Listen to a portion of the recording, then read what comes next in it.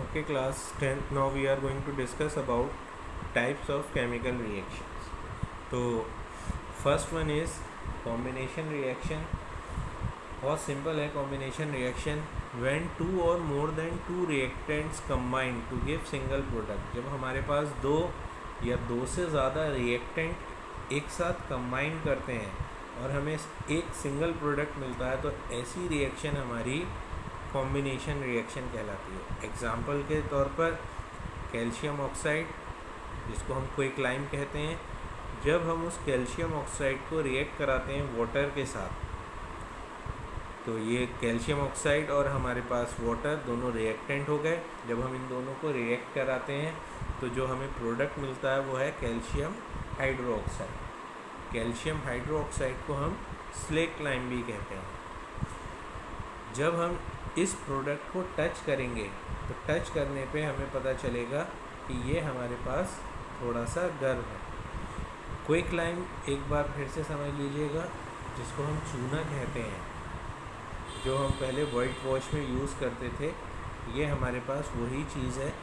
White wash करते हैं इससे, तो हमारे पास कैल्शियम ऑक्साइड प्लस वाटर जो कि रिएक्टेंट है, हमें एक सिंगल प्रोडक्ट दे रहा है, और वो सिंगल प्रोडक्ट है हमारे पास कैल्शियम हाइड्रोक्साइड या फिर स्लेक लाइम. ये कैल्शियम हाइड्रोक्साइड फर्दर हमारे पास अगर रिएक्ट करता है, कैल्शियम हाइड्रोक्साइड हमारे पास रिएक्ट करता है कार्बन डाइऑक्साइड गैस से, तो जो हमें प्रोडक्ट मिलता है वो प्रोडक्ट होता है कैल्शियम कार्बोनेट.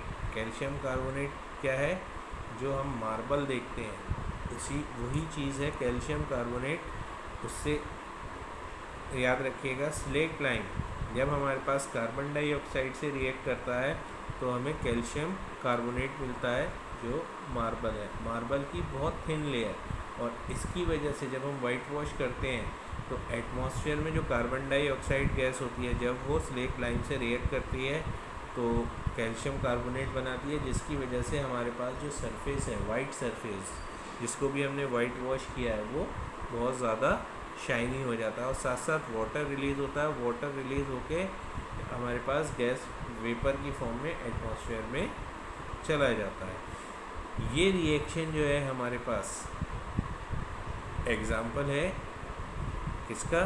हमारे पास ये एग्ज़ाम्पल है कॉम्बिनेशन रिएक्शन. कॉम्बिनेशन रिएक्शन के हम और एग्ज़ाम्पल देखते हैं. During the digestion of food, जब हम फूड को डाइजेस्ट करते हैं तो ग्लूकोज, जो हमारे पास जो फूड मौजूद होता है, जो ग्लूकोज की फॉर्म में होता है, वो हमारे पास रिएक्ट करता है ऑक्सीजन से. जब हम ब्रीद इन करते हैं, जब हम ऑक्सीजन ब्रीद इन करते हैं, उसके साथ रिएक्ट करता है और हमें carbon dioxide plus water plus energy हमारे पास हमें मिलती है. ये हमारे पास मेन प्रोडक्ट है. तो जो रिएक्टेंट्स हैं, जब वो कंबाइन करते हैं और हमें जो मेन प्रोडक्ट है, सिंगल मेन प्रोडक्ट देते हैं, तो ये भी हमारे पास एग्जांपल है कॉम्बिनेशन रिएक्शन का. नेक्स्ट एक और एग्जांपल देखते हैं. जब हम नेचुरल गैस को बर्न करते हैं in the presence of oxygen, तो नेचुरल गैस को बर्न करने में भी हमें carbon dioxide plus water plus heat in a form of energy, और energy in a form of heat हमें मिलती है. ये दोनों हमारे पास कार्बन डाइऑक्साइड गैसियस फॉर्म में है, वाटर भी हमारे पास वेपर फॉर्म में होता है, ये नेचर में चला जाता है, और हमें मेन प्रोडक्ट एनर्जी मिल जाती है in the form of heat. यहाँ पर हमने जितनी भी रिएक्शंस देखी, इन सब रिएक्शंस में हमें प्रोडक्ट के साथ साथ हीट भी मिली है.